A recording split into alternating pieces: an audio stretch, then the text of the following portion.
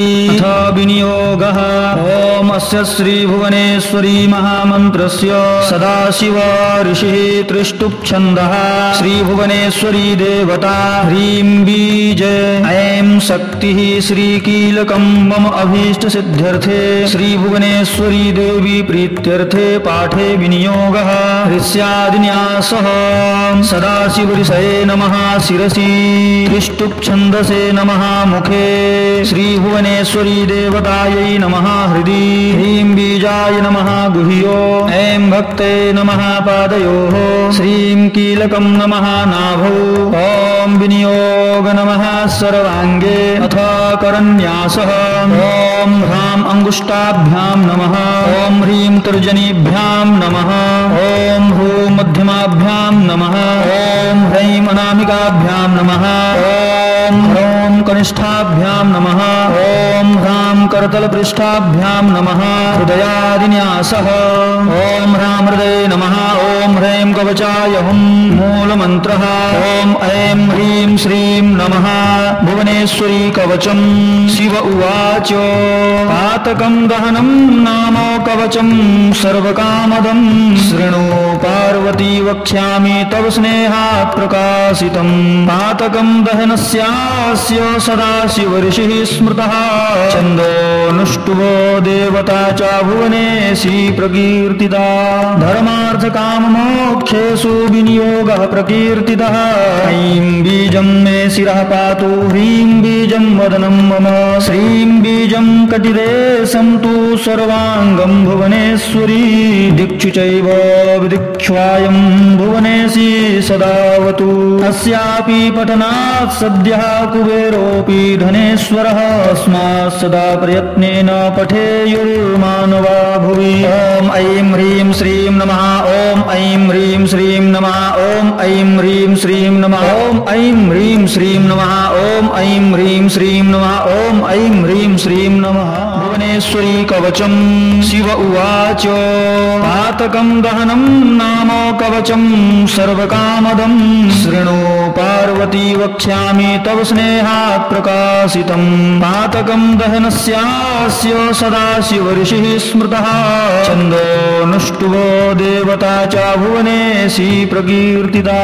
धर्मार्थकाममोक्षेषु विनियोगः प्रकीर्तितः। ऐं बीजं मे शिरः पातु ह्रीं बीजं वदनं मम श्रीं बीजं कटिरे सन्तु सर्वाङ्गं भुवनेश्वरी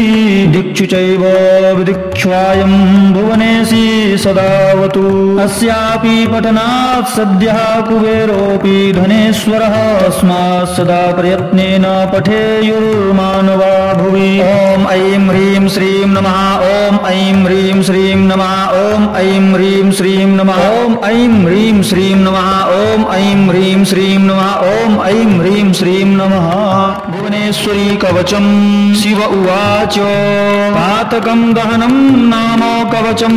सर्वकामदं शृणु पार्वती वक्ष्यामि तव स्नेहात् प्रकाशितं पातकं दहनस्यास्य सदाशिवऋषिः स्मृतः छन्दोऽनुष्टुभो देवता च भुवनेशी प्रकीर्तिता धर्मार्थकाममोक्षेषु विनियोगः प्रकीर्तितः। ऐं बीजं मे शिरः पातु ह्रीं बीजं वदनं मम श्रीं बीजं कटिरे सन्तु सर्वाङ्गं भुवनेश्वरी दिक्षु चैव विदिक्ष्वायं भुवनेशी सदावतु। अस्यापि पठनात् सद्यः कुबेरोऽपि धनेश्वरः तस्मात् सदा प्रयत्नेन पठेयुर्मानवा भुवि। ॐ ऐं ह्रीं श्रीं नमः ॐ ऐं ह्रीं श्रीं नमः ॐ ऐं ह्रीं श्रीं नमः ॐ ऐं ह्रीं श्रीं नमः ॐ ऐं ह्रीं श्रीं नमः ॐ ऐं ह्रीं श्रीं नमः भुवनेश्वरी कवचम्। शिव उवाच पातकं दहनं नाम कवचं सर्वकामदं शृणु पार्वती वक्ष्यामि तव स्नेहात् प्रकाशितं पातकं दहनस्यास्य सदाशिवऋषिः स्मृतः छन्दोऽनुष्टुभो देवता च भुवनेशी प्रकीर्तिता धर्मार्थकाममोक्षेषु विनियोगः प्रकीर्तितः। ऐं बीजं मे शिरः पातु ह्रीं बीजं वदनं मम श्रीं बीजं कटिरे सन्तु सर्वाङ्गं भुवनेश्वरी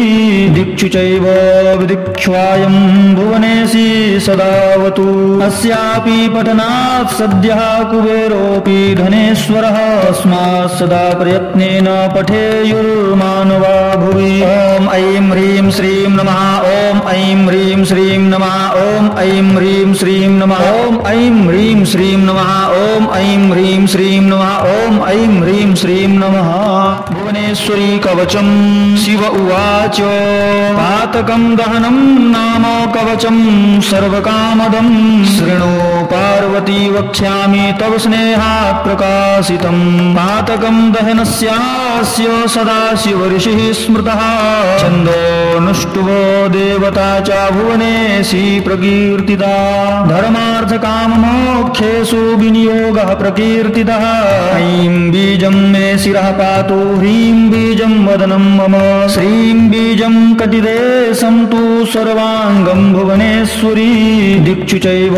विदिक्ष्वायं भुवनेशी सदावतु अस्यापि पठनात् सद्यः कुबेरोऽपि धनेश्वरः अस्मात् सदा प्रयत्नेन पठेयुर्मानवा भुवि ॐ ऐं ह्रीं श्रीं नमः ॐ ऐं ह्रीं श्रीं नमः ॐ ऐं ह्रीं श्रीं नमः ॐ ऐं ह्रीं श्रीं नमः ॐ ऐं ह्रीं श्रीं नमः ॐ ऐं ह्रीं श्रीं नमः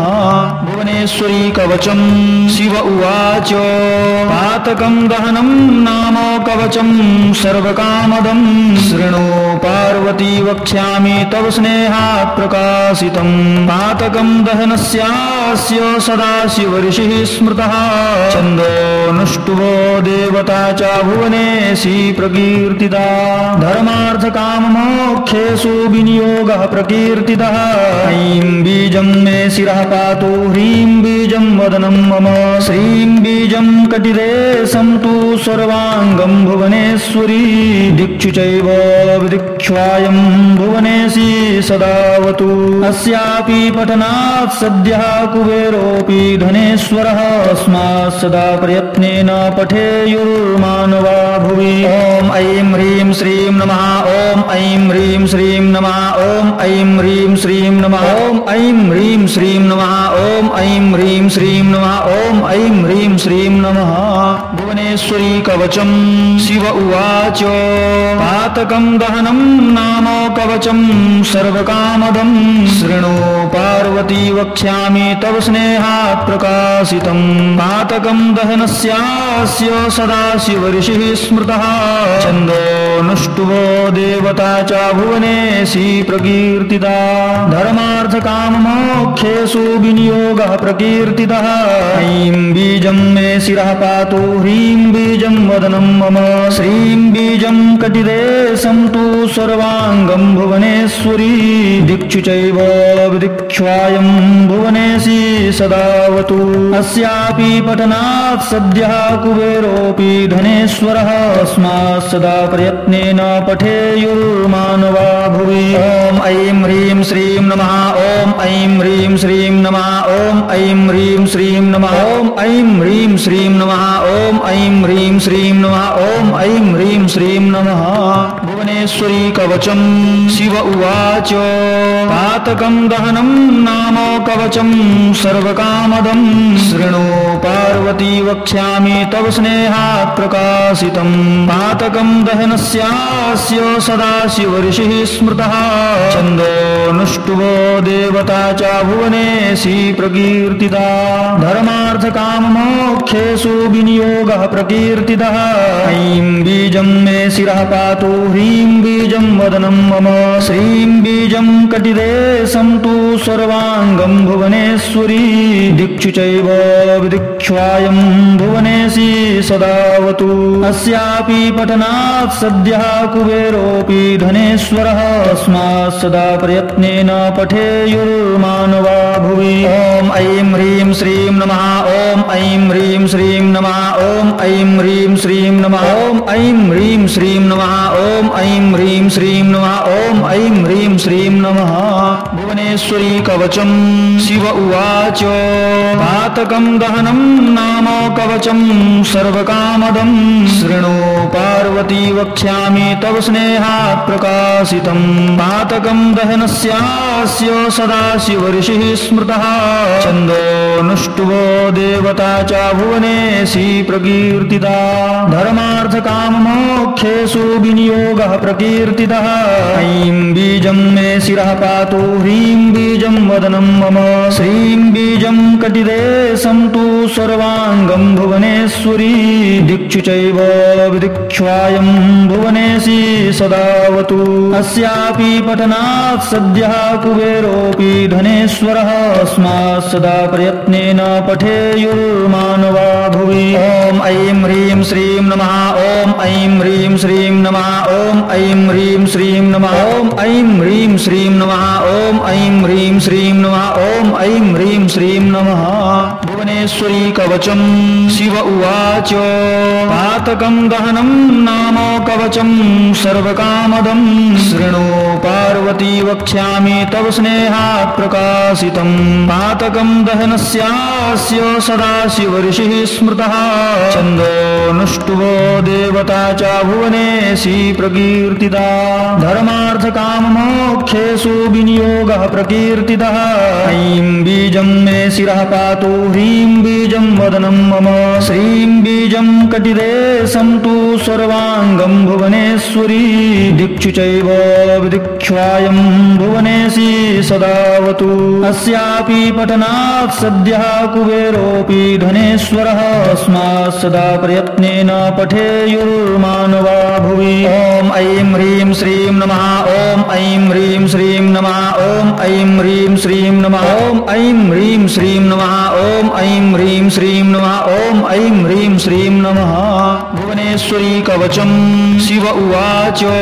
पातकं दहनं नाम कवचं सर्वकामदं शृणु पार्वती वक्ष्यामि तव स्नेहात् प्रकाशितं पातकं दहनस्यास्य सदाशिवऋषिः स्मृतः छन्दोऽनुष्टुभो देवता च भुवनेशी प्रकीर्तिता धर्मार्थकाममोक्षेषु विनियोगः प्रकीर्तितः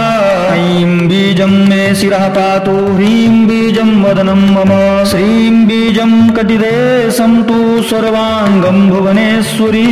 दिक्षु चैव विदिक्ष्वायं भुवनेशी सदावतु अस्यापि पठनात् सद्यः कुबेरोऽपि धनेश्वरः अस्मात् सदा प्रयत्नेन पठेयुर्मानवा भुवि ॐ ऐं ह्रीं श्रीं नमः ॐ ऐं ह्रीं श्रीं नमः ॐ ऐं ह्रीं श्रीं नमः ॐ ऐं ह्रीं श्रीं नमः ॐ ऐं ह्रीं श्रीं नमः ॐ ऐं ह्रीं श्रीं नमः भुवनेश्वरी कवचं शिव उवाच